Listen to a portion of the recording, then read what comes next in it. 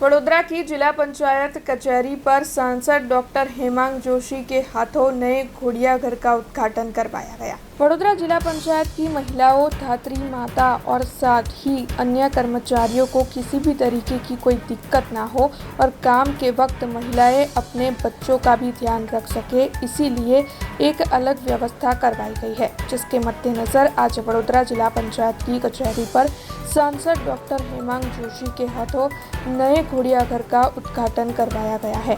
आपको बता दें कि वडोदरा जिला पंचायत की सदस्य और साथ ही उनके परिवार के लिए घोड़ियाघर में बच्चों के मनोरंजन के लिए व्यक्तिगत सहाय की गई है।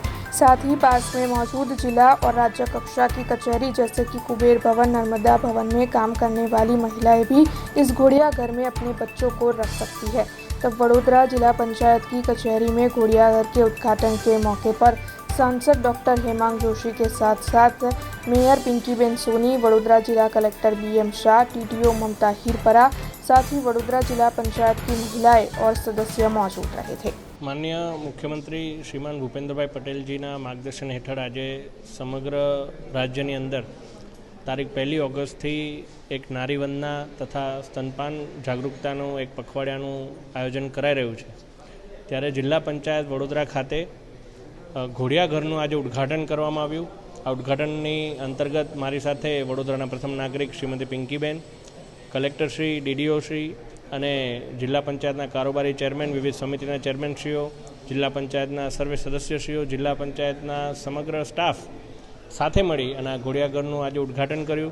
આ ઘોડિયાઘરની અંદર મહિલાઓને બ્રેસ્ટ ફીડિંગ માટેની અલગ અલાયદી સુવિધા, બાળકોને રમવા માટેની અલાયદી સુવિધા અને ખૂબ સુંદર એક સુવિધાનું જ્યારે આજે એડિશન થયું છે।